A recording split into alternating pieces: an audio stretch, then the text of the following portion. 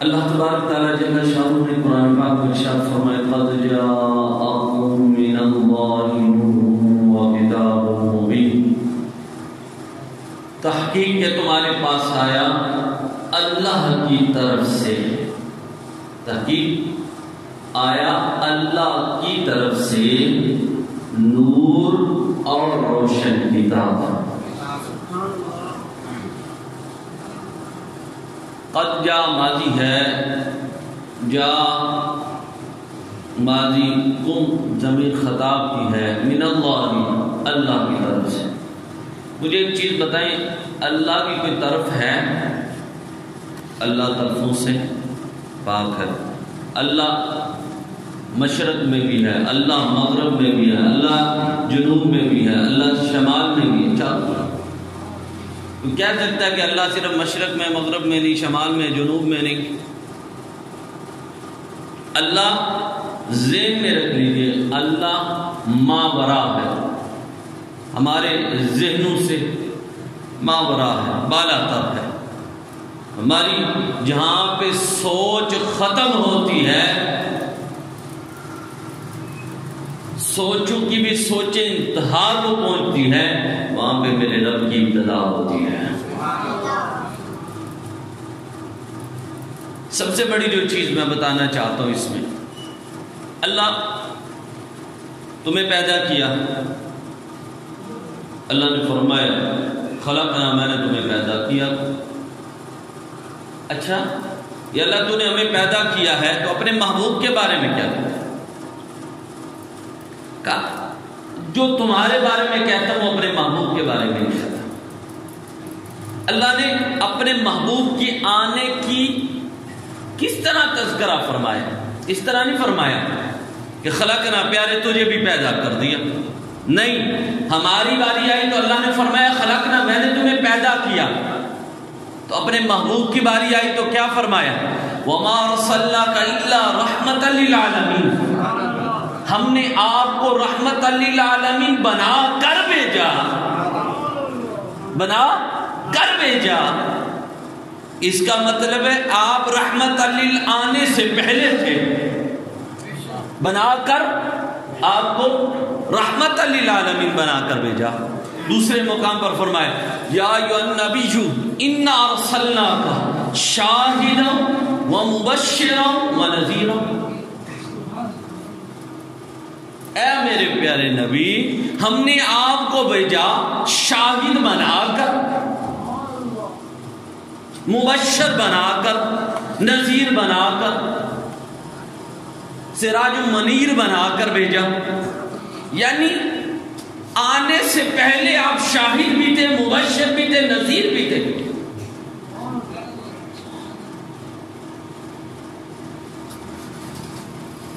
آنے سے پہلے یہ سب کچھ میرے آقا تھے۔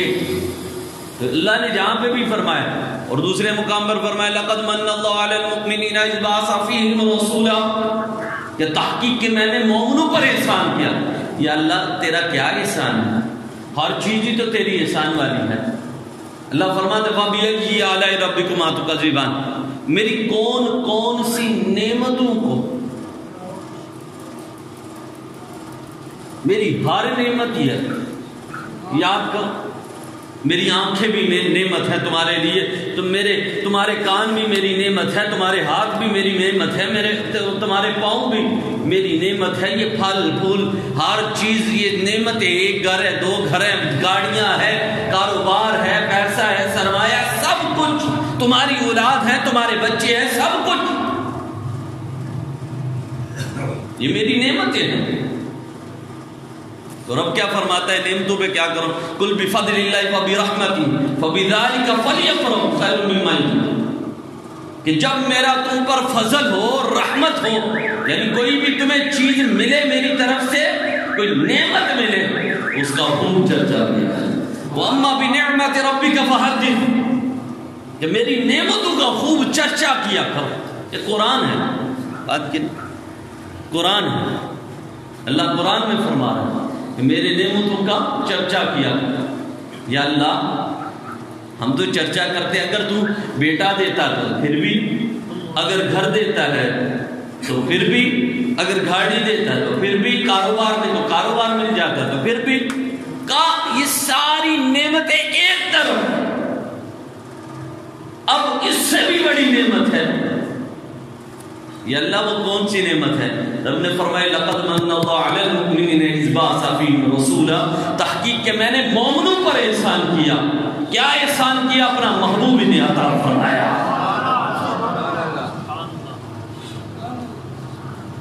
اور اس لیے اللہ مومنوں کو مخاطب کر رہا، مسلمانوں کو مخاطب نہیں کیا. اللہ نے کئی جگہ پہ فرمایا یا ایھا الذین آمنوا، اے ایمان والو، اے ایمان والو. ایمان والوں میں سے سارے سب میں ایمان والے، جتنے بھی کلمہ پڑھنے والے ایمان والے، لیکن فرمائے لقد من اللہ علی المؤمنین اذ بعث، تحقیق کے مومنوں پر احسان کیا. مومنوں کا لفظ کیوں لایا؟ اس وجہ سے جو نعمت کی قدر کرنے والا ہو اسے ہی نعمت عطا فرمائی جائے.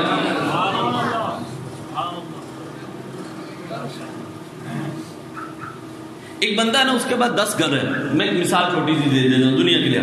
اس کے گھر پاس 10 گھر ہے، ایک اور مل جائے گا تو اس نے کہا چلو ٹھیک ہے جہاں پہ 10 تو ایک اور آ گیا، کوئی بات نہیں. ایک بندہ کرائے پہ ہو، اس بیچارہ مزدوری کرتا ہو، مہینے کا 20,000 25,000 روپیہ کماتا ہو، اس میں سے 5,000 روپے کر کے وہ جمع کرے، کر کے وہ بڑی مشکل سے 10 سال لگے، اسے 12 سال لگے، وہ رقم کو بڑی حفاظت کے ساتھ اسے جمع کر کے اپنا گھر خریدا. تو وہ گھر کی قدر کرے گا کہ نہیں کرے گا؟ کہ اس کے خون پسینے کی کمائی ہے، دن رات اس نے محنت کر کے وہ گھر بنایا ہے. تو اب وہ گھر کے اوپر جو ہے ہر طرح کی اس کے دیکھ بھال کرے گا، اس کی حفاظت کرے گا، اس کی قدر کرے گا کہ میں نے اتنی محنت کر کے یہ کمایا ہے. تو اللہ فرماتا ہے مومن اس وقت بنتا ہے جب دنیا سے ماوراء ہوتا ہے، محنت کر کے مومن بنتا ہے، اللہ کے قریب ہوتا ہے، اللہ کا قرب پاتا ہے، اللہ کی محبت پاتا ہے. تو کہا مومن اگر تو میرے تک پہنچنا چاہتا ہے تو درمیان میں یہ بھی بات رکھ لے، میرے محبوب سے تو پیار کر، میرا قرب تجھے مل جائے گا. ہر کسی کو اس قدر کا پتہ نہیں ہے، ہر کسی کو اس کے معنی کا پتہ نہیں ہے. سارے کلمہ تو سارے پڑھ لیتے، لا الہ الا اللہ محمد رسول، ایک دفعہ پڑھ لیا، لاکھ دفعہ پڑھ لیا. میں ایک چھوٹی سی مثال اکثر دیا کرتا ہوں. اب لا الہ الا اللہ پڑھو، لا الہ الا اللہ 1000 دفعہ پڑھ لو، کروڑ دفعہ پڑھ لو، کیا تم مسلمان ہو گے؟ لا الہ الا اللہ تو سارے پڑھتے ہیں، یہودی بھی پڑھتے لا الہ الا، ماشاءاللہ عیسیٰ لا الہ الا اللہ یہودی بھی پڑھتے ہیں، لا الہ الا اللہ عیسائی بھی پڑھتے ہیں، اور بھی کئی پڑھتے ہیں لا الہ الا اللہ. یہ اللہ تیرا نام تو آ گیا، ہم نے لا الہ الا اللہ پڑھ لیا. یہودی کہتے ہیں ہم بھی پڑھتے ہیں، عیسائی کہتے ہیں ہم بھی پڑھتے ہیں لا الہ الا اللہ، لیکن مسلمان نہیں ہو سکتے. مسلمان نہیں ہو سکتے. ایک دفعہ پڑھ لیں، 2 دفعہ پڑھ لیں، 10 دفعہ پڑھ لیں، 50 دفعہ پڑھ لیں، لا الہ الا اللہ پڑھ کے مسلمان نہیں. اس میں بڑی پیاری ایک چیز آگئی اس سے کہ مولا علی کرم اللہ وجہ الکریم سے کسی نے پوچھا نا، علی بتائیں اللہ اپنے محبوب سے پیار تو بڑا کرتا ہے، تم کہتے ہو کہ ہمارے نبی اللہ کے محبوب ہیں، تو محبت یہ ہونی چاہیے کہ پہلے نام محبوب کا ہونا چاہیے تو پھر محب کا ہونا چاہیے. لیکن اللہ نے کلمے میں پہلے اپنا نام رکھا پھر اپنے محبوب کا رکھا. اس کی وجہ کیا ہے؟ یہ پیار تو نہ ہوا. اللہ اکبر. پھر جواب دینے والے بھی انا مدینۃ العلم عریش الباب جن کے بارے میں میرے آقا فرمائے کہ میں علم کا شہر ہوں، اسی شہر کا دروازہ میرا علی ہے. آپ نے بڑا نفیس جواب دیا. آپ نے فرمایا اس لیے اللہ نے اپنا نام پہلے رکھا اور اپنے محبوب کا نام بعد میں رکھا، اس وجہ سے کہ پہلے میرا نام لے، اپنی زبان کو پاک کر، پھر میرے محبوب کا نام لینا. تو لا الہ الا اللہ کہنے سے ایک دفعہ کر دیا، 2 دفعہ کر دیا، 3 دفعہ کر دیا، یا اللہ میں مسلمان ہو گیا ہوں، نہیں لا الہ الا اللہ تو بڑے کہنے والے، تو یا اللہ پھر کیسے ہوں گا؟ کہا میرے محبوب کا نام لے پھر مسلمان ہوگا، محمد رسول اللہ کہہ تو پھر تو مسلمان ہوگا، میرے محبوب کو مان پھر تو مسلمان ہوگا۔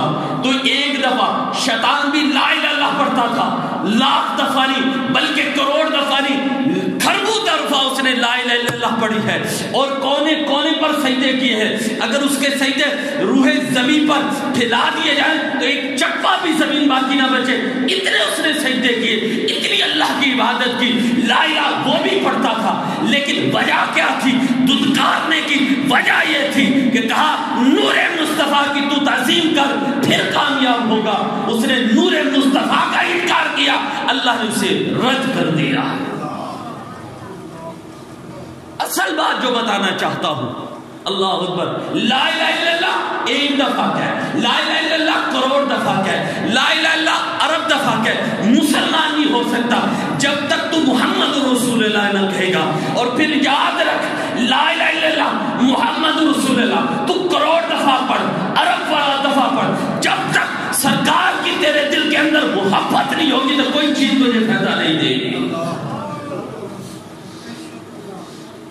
روزہ، حج، زکات، عمرہ، سب کچھ عبادات تیری اس وقت قبول ہوگی جب لا الہ الا اللہ محمد رسول اللہ پڑھنے والے اپنے دل میں میرے آقا کی محبت نہیں پیدا کریں گے۔ بیجا کہ جتنے دل سجدے کر لے، عمرے بھی کر لے، حج بھی کر لے، جو دل کرنا کر۔ اللہ فرماتا ہے قُلْ إِن كُنتُمْ تُحِبُّونَ اللَّهَ فَاتَّبِعُونِي، اے محبت کے دعوے کرنے والے سنو، فَاتَّبِعُونِي، جب تک میرے محبوب کی اتباع نہیں کرو گے اس وقت تک کچھ نہیں ملے گا۔ تو اللہ نے آپ کو یا ایھا النبی انا ارسلناک شاہدا ومبشرا ونذیرا وداعیا الی اللہ باذنہ وسراجا منیرا، اللہ نے آپ کو شاہد بنا کر بھیجا، مبشر بنا کر بھیجا، نذیر بنا کر بھیجا، رحمت للعالمین بنا کر بھیجا۔ اللہ قرآن میں کہہ رہا ہے، قرآن کا ترجمہ پڑھ کے دیکھو خود، وما ارسلناک الا رحمت للعالمین، ہم نے آپ کو تمام جہانوں کے لیے رحمت للعالمین بنا کر بھیجا۔ یا ایھا النبی انا ارسلناک، اے نبی ہم نے آپ کو بھیجا شاہدا و مبشرا، شاہد بھی بنا کر، مبشر بھی بنا کر، نذیر بھی بنا کر۔ اللہ فرماتا ہے من اللہ، کہ میرا محبوب میری طرف سے آیا ہے۔ پتہ کیا چلا؟ اب ایک اور چیز یہاں سے ہوا آتی ہے، آگے برف خانہ ہو، ہوا برف خانے سے ہوتی ہوئی آئے گی تو کیسی ہوگی؟ آگ لگی ہو تو پھر کیسی ہے؟ اچھا، وہاں پہ گندگی کا ڈھیر لگا ہو تو کیسا ہوگا؟ تو اگر وہاں پہ پھولوں کے باغات ہوں تو پھر کیسی ہوگی؟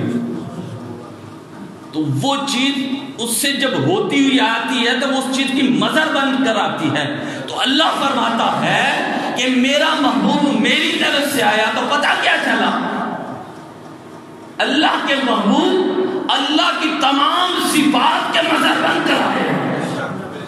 اسی لیے تو اللہ فرما رہا ہے میں نے تجھے ارسلناک یا النبی انا ارسلناک شاہدا و مبشرا و نذیرا، شاہد بھی بنا کر بھیجا ہے، مبشر بھی بنا کر بھیجا ہے، نذیر بھی بنا کر بھیجا ہے، بشیر بھی بنا کر بھیجا ہے، رحمت للعالمین بھی بنا کر بھیجا ہے۔ آ کے نہیں بنے، یہ ذہن میں رکھیے گا، آ کے نہیں بنے بلکہ بن کے آئے ہیں۔ اللہ اکبر، محبت دیکھو، پیار دیکھو، پوری کائنات کے اندر میرے آقا ابھی دنیا پہ تشریف نہیں لائے تو لیکن ڈھنگ کے پہلے بج رہے۔ ایک بادشاہ تھا، اس بادشاہ کا نام تھا تبا حمری، یہ یمنی بادشاہ تھا۔ یمن کے اندر بڑے بڑے بادشاہ ہوئے، بہت زیادہ بادشاہ ہوئے۔ یہ اپنی پوری فوج لے کر اور اپنے 400 علماء لے کر اس وقت کے جو ملت ابراہیم پر تھے، دین ابراہیم پر تھے، حضور صلی اللہ علیہ وسلم سے 1000 سال پہلے کا یہ واقعہ ہے۔ وہ اپنی پوری آب و تاب میں اپنے فوجیوں سے ساتھ، ان کے ہتھیار، ان کے علماء، ان کے جنگجو، سارے ان کے ساتھ لبریز ہو کر تو وہ خانہ کعبہ کی جانب گیا۔ وہاں پر اس نے جا کر اپنی روایت کے مطابق جیسے انہوں نے عمرہ کرنا وہ کیا، ادا کرنے کے بعد واپس پلٹا۔ جب واپس آیا تو یہ پہنچا مدینہ شریف کے اندر۔ جب مدینہ شریف میں پہنچا اس وقت یہ صحرا تھا، یہاں پہ نہ کوئی گھر تھا نہ کوئی کچھ تھا، ارد گرد کالے پہاڑ تھے، بس دور دراز تک جھاڑیاں تھی اور کچھ نہیں تھا، ریت ہی ریت تھی، باقی پہاڑ ہی پہاڑ تھے باقی، اور کوئی چیز دور دراز تک جہاں جہاں تک نظر جاتی تھی کوئی چیز نہیں۔ تو بادشاہ نے کہا اپنی رعایا کو کہ یہاں پر قیام کرو، آج رات یہاں پر گزاریں گے تو صبح یہاں سے پھر چل پڑیں گے۔ یہ جگہ بہت اچھی ہے، وہاں پہ پانی کا بہرحال انتظام نہیں تھا، کسی چیز کا کوئی انتظام، لیکن کہا کہ یہاں پہ قیام کرتے صبح چل پڑیں گے۔ تو بادشاہ نے وہاں پر خیمے لگوا لیے۔ رات گزری، صبح کا وقت ہوا تو بادشاہ نے حکم دیا کہ چلو چلتے ہیں یمن کی طرف، اپنی بادشاہی کی طرف، اپنے محل کی جانب۔ اب وہ جو 400 ان کے علماء تھے نا، بڑے بڑے علماء، چھوٹے موٹے بھی نہیں، بڑے بڑے فقہ اعظم ان کے اس وقت تھے جو بڑے بڑے علم رکھنے والے تھے، 400 کے 400 علماء طبہ بادشاہ کے پاس آئے۔ بادشاہ سے کہنے لگے بادشاہ سلامت، ہم یہاں سے جانا نہیں چاہتے۔ کیوں نہیں جانا چاہتے؟ ہم یہاں پر رہنا چاہتے ہیں۔ کہا کس لیے یہاں پر رہنا چاہتے ہو؟ یمن کے اندر تو ہم نے تمہیں بڑے بڑے پیارے محل دیے ہوئے ہیں، تمہارے آگے پیچھے نوکر چاکر ہیں، تمہارے وظائف لگائے ہوئے ہیں، تمہیں ہر سہولیات دیے ہوئے ہیں، تو تم اس سہولیات کو چھوڑ کر یہ جنگل بیابان میں رہنا چاہتے ہو؟ نہ تو یہاں پہ کوئی اور چیز نظر آ رہی ہے، پہاڑ ہی پہاڑ نظر آ رہے، کالے رنگ کے پہاڑ ہیں، کوئی ادھر دیکھو کوئی ادھر دیکھو کوئی ادھر دیکھو، سب پہاڑ ہی پہاڑ ہیں، کیا کرو گے یہاں پر؟ تو وہ 400 علماء بولے، کہتے ہیں بادشاہ سلامت اصل بات کچھ اور ہے۔ کہا کیا بات ہے؟ کہا ہم نے جو اپنی کتابوں میں پڑھا ہے کہ آخر و زمان ابھی جہاں پر آ کر جس جگہ کو آباد کریں گے وہ جگہ یہی ہے، اس کی نشانیاں جو بتائی گئی ہیں اسی جگہ پہ وہ نشانیاں نظر آ رہی ہیں۔ ہم نے ساری رات سوئے نہیں بلکہ بیٹھ کر مشاورت کرتے رہے ہیں، ایک دوسرے سے پوچھتے رہے ہیں کہ یہ نشانی تم نے پڑھی ہے؟ وہ کہتا ہے ہاں میں نے پڑھی ہے۔ میں دوسرے سے پوچھتا تو تم نے پڑھی ہے؟ وہ تصدیق کرتا تھا ہاں میں نے بھی پڑھی ہے۔ ہم باہر جا کر دیکھے، پہاڑوں کو دیکھا، ریگستان کو دیکھا، زمین کو دیکھا، یہ جھاڑیوں کو دیکھا، ہر چیز کو دیکھا۔ ہم نے جب ساری چیزوں کا مجموعہ اکٹھا کیا تو جگہ کا پتہ چلا یہ وہی جگہ ہے جو آخر و زمان نبی آ کر اس کو آباد کر رہے ہیں۔ بادشاہ نے کہا اچھا اتنی محبت تمہاری، اتنا پیار؟ جب ساری چیزیں دیکھی تو طبہ بادشاہ نے کہا چلو ہم بھی یہاں پہ قیام کرتے ہیں کچھ عرصہ۔ آتا یہ کہ 6 مہینے طبہ بادشاہ نے وہاں پر گزارے مدینہ شریف میں، اور 6 مہینے کے بعد کہا وہ 400 علماء کو بلا کر کہا میں تمہیں ایک پیغام دینا چاہتا ہوں، ایک مانت دینا چاہتا ہوں، اور وہ مانت میری رسول اللہ صلی اللہ علیہ وسلم کی بارگاہ کے اندر پہنچا ہے۔ خط لکھا طبہ بادشاہ نے، ایک صندوق منگوایا جو بڑا ہی خوبصورت تھا، اور اس کا جو تالا تھا وہ سونے کا تالا تھا، اس کے اندر رکھا، تالا لگایا، چابی لی، اور جو ان میں سے فقہ اعظم تھا تو اس کو دے دیا۔ دینے کے بعد کہا یہ میری وصیت ہے، اگر تم اپنی زندگی میں رسول اللہ صلی اللہ علیہ وسلم کو پاؤ تو یہ میرا خط ان کو دینا۔ اگر تم نہ پا سکو تو اپنے بیٹے کو وصیت کرنا، اپنے بیٹے کو کہنا، اپنے بیٹے کو وصیت کرنا کہ جس کے دور کے اندر رسول اللہ صلی اللہ علیہ وسلم تشریف لائے تو یہ میرا خط انہیں ضرور دینا۔ وقت گزرتا رہا، ٹائم گزرتا رہا، اللہ اکبر، میرے آقا مکہ شریف سے مدینہ شریف ہجرت کر کے تشریف لائے۔ جب مدینہ شریف ہجرت کر کے تشریف لائے تو مسجد قباء جہاں پہ اس وقت موجود ہے، میرے آقا کا پہلا خیمہ وہاں پر لگایا گیا تھا۔ اور اللہ والے جہاں پر بھی جاتے ہیں یا اللہ کے نبی جہاں پہ جاتے ہیں، سب سے پہلے جو کام کرتے ہیں وہ اللہ کا گھر بناتے ہیں۔ مسجد قباء کی جگہ ہے، وہاں پر میرے آقا تشریف فرما ہوئے۔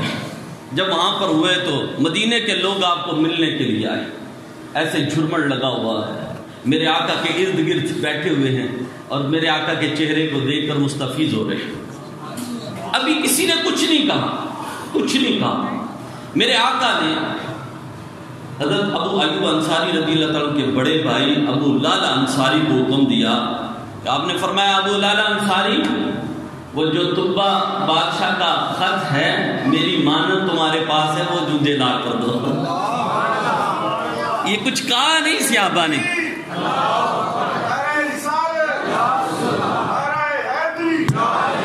ابھی کچھ کہا نہیں کسی نے۔ تو میرے آقا نے فرمایا، ابو لالا انصاری کو لاؤ خط تبا کا جو میری مانت تمہارے پاس۔ وہ لے کر آئے، جب کھولا تو پڑھا، اس میں بڑی لمبی تفسیر ہے۔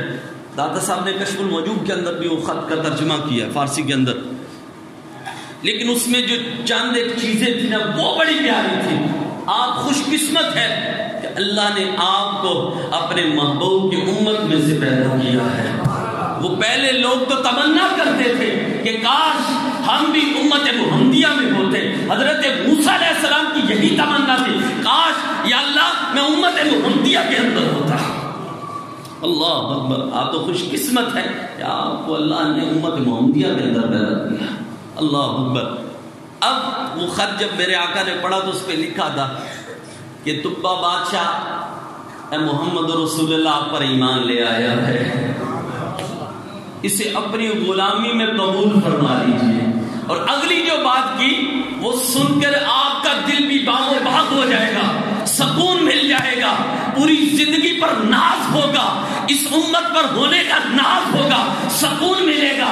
اس نے عرض کی کہ میں غریب ہوں، تھا تو بادشاہ، لیکن عرض کیا کر رہا ہے؟ کہا میں غریب ہوں لیکن مجھ پر کرم فرمانا، کل قیامت کے دن میری شفاعت کرنا یا رسول اللہ۔ مجھے غریب پر کرم فرمانا، کل قیامت کے دن مجھے نہ بھولنا، میری بھی شفاعت کروانا یا رسول اللہ۔ سرکار نے فرمایا میں اپنی امت کی شفاعت کروں گا۔ تو وہ 1000 سال پہلے درخواست پیش کر رہا ہے، خط لکھ کر بھیج رہا ہے۔ ہم سے تو میرے آقا نے وعدہ کیا ہے کہ جو بھی میرا امتی ہوگا میں اس کی سفارت کروں گا، اس کی شفاعت کروں گا۔ وہ پہلے جو ہے 1000 سال پہلے خط لکھ لکھ کر میرے آقا سے درخواستیں پیش کر رہے ہیں اور کہہ رہے ہیں کہ یا رسول اللہ کل قیامت کے دن ہماری شفاعت کروانا۔ خوش قسمت ہیں آپ لوگ۔ اللہ اکبر۔ ایک بادشاہ کا نام آپ نے بڑا سنا ہوگا، واقعہ بھی بڑا سنا ہوگا، لیکن اس واقعہ کے اندر ایک بڑی دلچسپ بات میں نے تفسیر مظہری کے اندر اور خصائص الکبریٰ کے اندر ایک بڑا پیارا واقعہ تو یہ بڑا آپ نے الم تری کیف فعل ربک باصحاب الفیل، کیا آپ نے نہیں دیکھا کہ میں نے فیل والوں کا کیا انجام کیا؟ ابرہ یہ بادشاہ تھا یمنی اور تھا بھی بدھ مذہب، اپنی جنون طاقت کے اندر، غرور کے نشے کے اندر کئی ہزار ہاتھیوں کا لشکر لے کر جدھر جاتا تھا وہ لوگ جھک کر اسے سلام کرتے تھے، اس کے قدموں میں گرتے تھے اور اس کا استقبال کرتے تھے، اگر نہیں کرتے تھے تو وہ نیست و نابود کر دیتا تھا۔ وہ مکہ شریف میں پہنچا، حج کے دن تھے، لوگ آ رہے تھے، حج کر رہے تھے۔ اس نے دیکھا یہاں پر سارے آ رہے ہیں، جوگ در جوگ لوگ آ رہے ہیں، اس گھر کا طواف کر رہے ہیں، یہاں پہ بیٹھے ذکر و ذکار کر رہے ہیں، لیکن میرے سامنے کوئی جھکتا نہیں ہے، مجھے کوئی سلام نہیں کرتا۔ اس نے خط بھیجا اور کیا کیا، حضور صلی اللہ علیہ وسلم کے دادا حضرت عبد المطلب کے 200 اونٹ اس نے پکڑ لیے اور خط لکھا۔ خط کیا لکھا کہ ہم کعبے کے اوپر حملہ کرنے کے لیے آئے ہیں، تو اپنی جان بچا لو، یا تو آ کے قدموں میں گر جاؤ، تو یا پھر جنگ کے لیے تیار ہو جاؤ۔ حضرت عبد المطلب رضی اللہ تعالیٰ تشریف لے گئے ابرا کے پاس، کہا عبد المطلب کل اکیلے ہی آگے، اس وقت کیونکہ سب سے نمایاں جو شخصیت تھی وہ میرے آقا کے دادا حضرت عبد المطلب تھے، جو معتبر تھے، جن کی بات مانی جاتی تھی کئی قبیلوں کے اندر۔ آپ گئے، آپ نے کہا میرے اونٹ دے دو، اس نے کہا مجھے افسوس افسوس، میں تو سمجھا تھا تو آپ کعبہ بچانے کے لیے آئے ہیں، آپ کو تو اپنے مال کی پڑی، اپنے اونٹوں کی پڑی ہے۔ ہم نے فرمایا یہ اونٹ میرے ہیں، میں اس لیے ان کے لیے آیا ہوں، تو جس کا کعبہ ہے وہ جانے، کعبے والا جانے تو کعبہ جانے، کعبے والا جانے تو کعبہ جانے، وہ خود ہی حفاظت کر لے گا۔ ابرا کو بڑا غصہ آیا، اس نے کیا کیا، اس نے اونٹ دے دیے اور دینے کے بعد لشکر کو تیار کر لیا، کعبے پہ حملہ کرنا۔ ان میں ایک ہاتھی تھا جس کا نام ابرا نے محمود رکھا تھا۔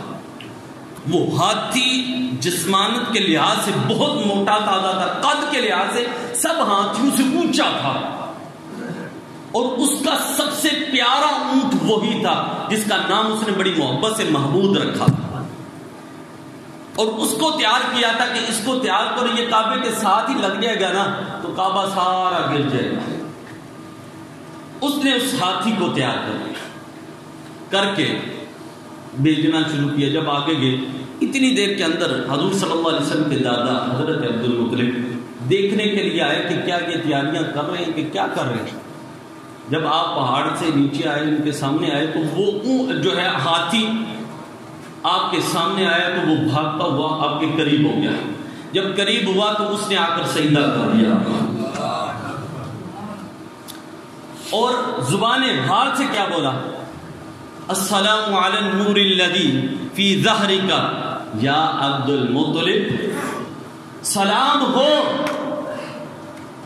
جو آپ کی پیشانی سے نور ظاہر ہو رہا ہے اس ہلدی کو، اے عبد المطلب، اس کو سلام ہو، آپ پر بلکہ اس کو سلام ہو جو آپ کی پیشانی سے نور ظاہر ہو رہا ہے، اس کو میرا سلام ہو۔ اور اللہ نے جب ان کے مقابلے میں جوک در جوک ابابیل، چھوٹے چھوٹے پرندے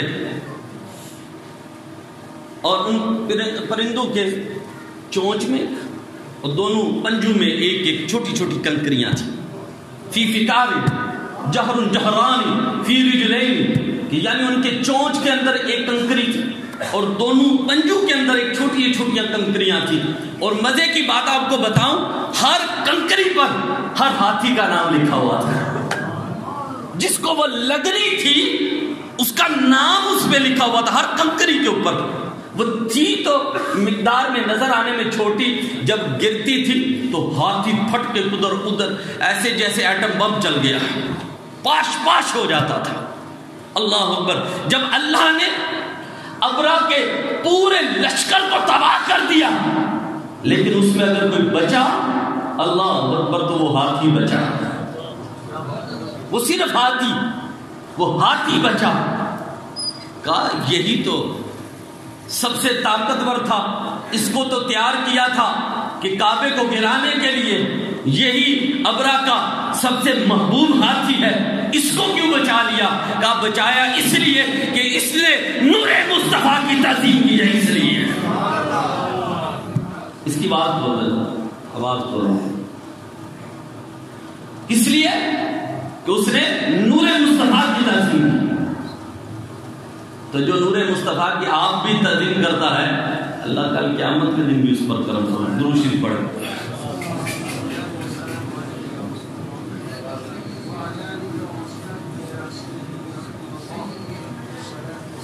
اللہ اکبر۔ یہاں میں ایک نقطہ دینا چاہتا ہوں،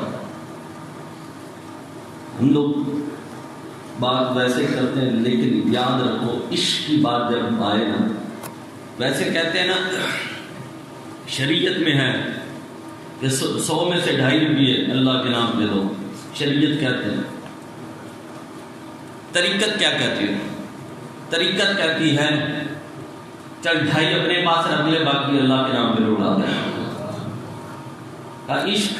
عشق کیا کہتا ہے؟ عشق یہ کرتا ہے کہ سارا کچھ لٹا دے، بلکہ تن کے کپڑے بھی اتار کر محبوب پر واحد کرتے ہیں، کچھ بھی نہ رکھ۔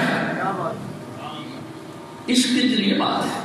اللہ اکبر، بات بتانے لگا ہوں محبت اور پیار کی۔ حضرت یوسف علیہ السلام، میں یہ بھی بات کر رہا ہوں، ابھی تو میرے آقا کی بارگاہ کے اندر آنا ہے میں یہ بتا رہا ہوں کہ میرے آقا کے آنے سے پہلے کتنے چرچے ہو رہے تھے، میرے آقا کے آنے سے پہلے میرے آقا کے کتنے میلاد منائے جا رہے تھے، اور جو میلاد کرتا ہے اس پر کیا کیا انعام ہوتے ہیں، کیا کرم ہوتے ہیں رب کی طرف سے۔ اللہ اکبر۔ حضرت یوسف علیہ السلام جب وہ زلیخا کا معاملہ ہوا تو 6 ماہ کے بچے نے آپ کی پاک دامنی کی گواہی دی۔ ایسے ہی ہے، سامنے پڑھا ہے، ایسے ہی ہے کہ نہیں؟ کیوں نہیں؟ آپ کنگریاں پائیاں منہ چ بولو تو صحیح، جی بالکل ایسے طرح ہی ہے۔ میں گھنٹہ ہو گیا بول کے، تم 1 منٹ نہیں بولنا۔ اللہ نے بندے ایک بار ایتھے بیٹھے دل چ سبحان اللہ ہی کہہ رہے ہوتے ہیں، تو میں کہنا اللہ کرم فرما دے گا۔ اچھا، جب پاک دامنی کی گواہی دی اس بچے نے، حضرت یوسف علیہ السلام جب جس دور کے اندر بادشاہ بنے، مصر کے بادشاہ بن گئے، مصر کے جب بادشاہ بنے تو وہی بچہ جوان ہوا تھا، آگے آپ کے پاس آ کر کہتے ہیں یوسف علیہ السلام کی بارگاہ کے اندر، کہتا ہے جی آپ نے مجھے پہچانا ہے؟ آپ نے کہا نہیں میں نے تجھے نہیں پہچانا۔ اچھا آپ نے نہیں پہچانا؟ نہیں، میں وہی بچہ ہوں جس نے اپنی ماں کی گود میں آپ کی پاک دامنی کی گواہی دی تھی۔ اچھا کیا چاہتا ہے تم مجھ سے؟ اب کہا غریب ہوں، کھانے کے لیے کچھ نہیں، اب کچھ دیر بانی کرے، کچھ عطا فرما دے۔ تو آپ نے اپنے وزیر کو بلا کر کہا ادھر آؤ، یہ وہ بچہ ہے کہ جس نے میری پاک دامنی کی گواہی دی تھی، جاؤ اسے لے جاؤ بیت المال کے اندر خزانے میں لے جاؤ، اور جا کر خزانے کے دروازے کھول دو، اسے جتنا خزانہ چاہیے وہ لے کر چلا جائے، اس وجہ سے اس نے بچپنے میں میری پاک دامنی کی گواہی دی ہے۔ حضرت یوسف علیہ السلام کی جو پاک دامنی کی گواہی دے، حضرت یوسف اس کے لیے خزانوں کے دروازے کھول دے، کہا جتنا چاہیے لے کر چلا جاؤ۔ تو اگر سرکار کی محبت کی خاطر کوئی اپنی جان قربان کرے، سرکار کی محبت کی خاطر جو میلاد کرے، میں کہتا ہوں کل قیامت کے دن میرے آقا جنت کے دروازے کھول دے۔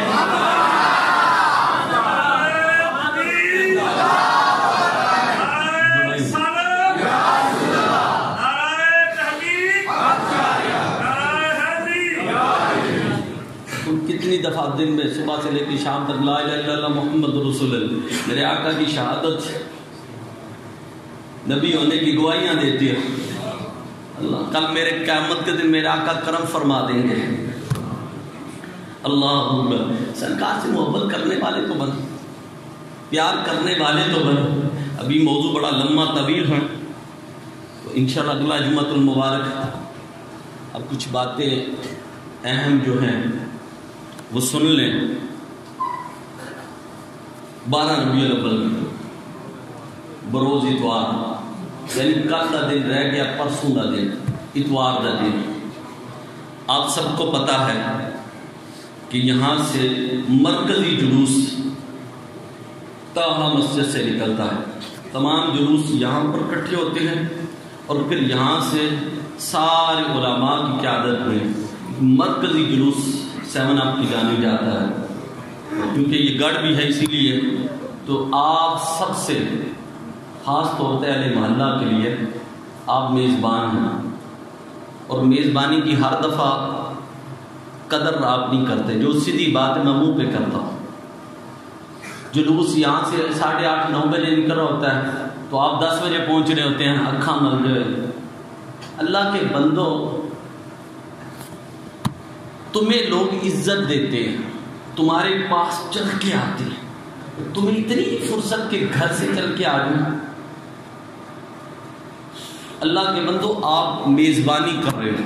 اس دفعہ ہم نے ایک لیدہ پروگرام بنایا کہ سارے لوگ سفید لباس پا کے ہیں, ان کے سروں پر سفید ٹوپیاں اور جلوس کے اندر تاہا مسجد والے لیدے ہی نظر آئے. انشاءاللہ ہم نے 200-300 بندے کا انتظام کیا ہوا ہے. ماشاءاللہ اس دن آپ کے لیے ہمارے بڑے محترم بابر صاحب, ان کی طرف سے 5 من دودھ وچے میوے پا کے سارا کچھ وہ انشاءاللہ. شراد ترکی صاحب ان کی طرف سے لنگر شریف, اور دوستوں کی طرف سے ماشاءاللہ اس دفعہ تو کافی دوستوں نے کہا کہ ہم بھی یہ کریں گے وہ کریں گے. بڑا کچھ یہاں پہ نظام ہوتا ہے. وہ تمہارے لیے نہیں بلکہ اللہ اور اس کے رسول کے لیے کرتے ہیں. یہ ذہن میں بتانے کا مقصد یہ ہے کہ بڑا کچھ اللہ, جب تم اللہ کے لیے نکلو گے اللہ تمہارے لیے نکل پڑے گا. ایسے جلوس میں اور کل قیامت کے دن یہ تو کہہ سکے. میری ایک بات ابراہیم علیہ السلام نے ان کے لیے آگ جلائی گئی, بڑی آگ جل گئی. ایک چھوٹا سا پرندہ آیا, اپنی چونچ میں لے پانی جا کر وہاں پہ ڈال دے. کسی نے اس سے سوال کیا اتنی بڑی آگ ہے, میلوں پہ چھائی ہوئی ہے, آسمانوں سے باتیں کر رہی ہیں, تیری یہ چھوٹی سی چونچ کا پانی جو ہے یہ بجھا نہیں سکتی ہے آگ؟ اس نے کہا مجھے بھی پتہ یہ بجھا نہیں سکتی. تو پھر اتنی مشقت کیوں کر رہا ہے؟ کہا اس لیے کر رہا ہے کل قیامت کے دن ابراہیم کی آگ بجھانے والوں میں میرا بھی نام آ جائے گا,